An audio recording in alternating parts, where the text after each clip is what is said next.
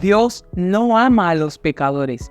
Él los aborrece y la Biblia es contundente al respecto. Y si estás evangelizando partiendo de la premisa Dios te ama y tiene un plan maravilloso para tu vida, lamento decirte que le estás mintiendo a las personas, estás faltando a la verdad bíblica y estás ofendiendo a Dios con tal predicación. Pero si querés que esto te quede más claro, te aliento a que escuches la explicación del pastor Fugel Michelén, quien explica esta frase, la expone, la desglosa y la deja de una manera clara para que nosotros podamos saber cómo presentar el Evangelio. Antes de responder directamente a esta pregunta, es necesario que aclaremos qué es la ira de Dios. Porque la Biblia nos enseña claramente que nuestro Dios es un Dios perfectamente justo y por lo tanto su ira no es una rabia ciega como la que experimentamos los hombres muchas veces, sino más bien la justa indignación y el consecuente castigo de Dios por causa del pecado del hombre. Así que no es una rabia ciega, es una justa indignación. Si Dios no estuviera airado por el pecado humano, Dios no fuera justo. Y si no fuera justo, no fuera Dios. Ahora, yendo a esta frase que es tan popular en el día de hoy de manera más directa, debemos decir que esta frase es verdad y no es verdad, dependiendo de a quién la apliquemos. Si de lo que estamos hablando aquí es de los incrédulos, no, la Biblia dice claramente que Dios odia al pecado y que Dios también odia al pecador.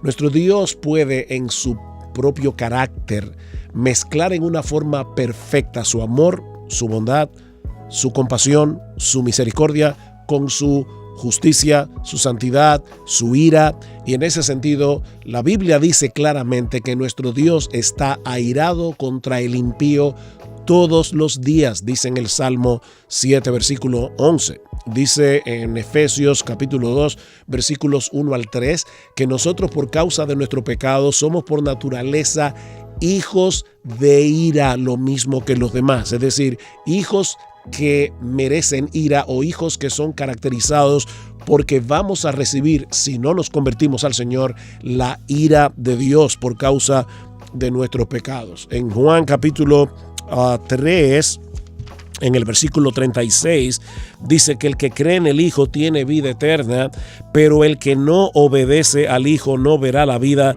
sino que la ira de Dios permanece sobre él. Noten que allí no dice que permanece sobre su pecado, permanece sobre él. Y al final de los tiempos, en el día del juicio, si una persona no se arrepintió de sus pecados y no se convirtió al Señor Jesucristo, no confió únicamente en Cristo y en su obra redentora, no es su pecado el que será echado al infierno, es él el que sufrirá la pena de eterna condenación.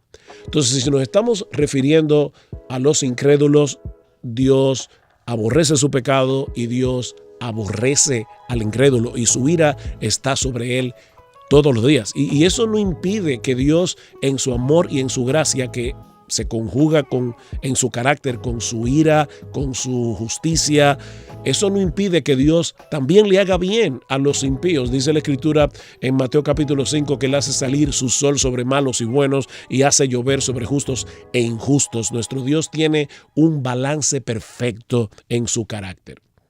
Ahora, si nos estamos refiriendo a los creyentes, si nos estamos refiriendo a aquellos que se han arrepentido de sus pecados y han confiado únicamente en Cristo para salvación, entonces sí podemos decir que Dios odia nuestro pecado, pero no a nosotros.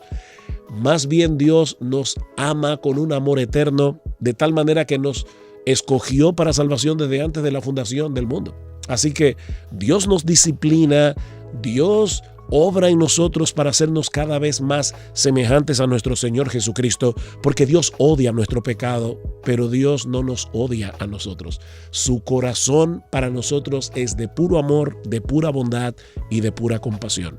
Así que volviendo a la frase, Dios odia al pecado pero ama al pecador, bueno, eso no se puede aplicar a un incrédulo, pero sí se puede aplicar y se debe aplicar a todo verdadero creyente. ¿Tú quieres que Dios odie tu pecado, pero no te odie a ti?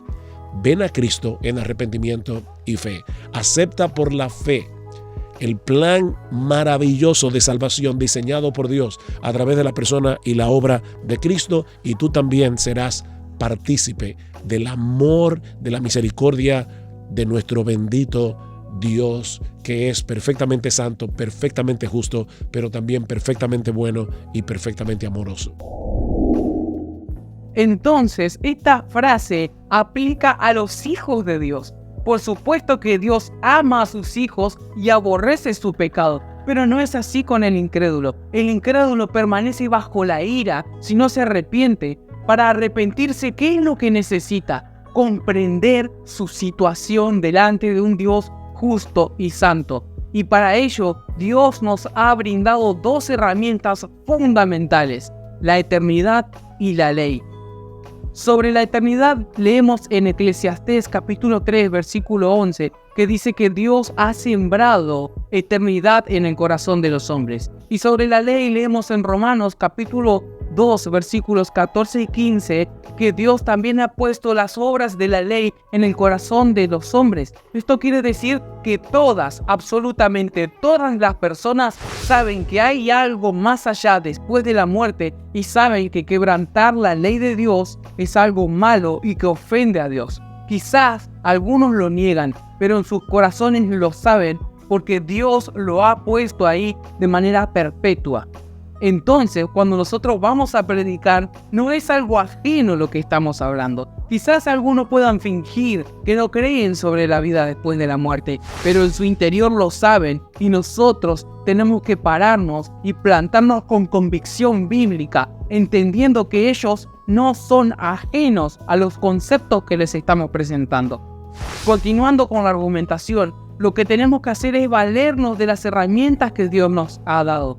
Es decir, utilizar los 10 mandamientos para mostrarle a la persona cuánto ha pecado al transgredir la ley de Dios, cuánto ha adulterado, cuánto ha mentido, robado, idolatrando el dinero, tomando el nombre del Señor en vano, no guardando su día. De diversas maneras, todos hemos quebrantado la ley de Dios. Y esa es la primera herramienta. Y la segunda herramienta es, como hemos quebrantado su ley, merecemos el castigo eterno en el infierno a causa de nuestros pecados, porque la paga del pecado es muerte. Entonces, en el momento que la persona comprende su situación delante de Dios, es ahí cuando nosotros presentamos la gracia en Cristo y el amor en Cristo, no antes, porque si nosotros presentamos el amor de Cristo a una persona que no está arrepentido de sus pecados, a una persona que no se ha humillado delante de Dios, rebajamos el amor de Dios hasta un lugar donde va a ser pisoteado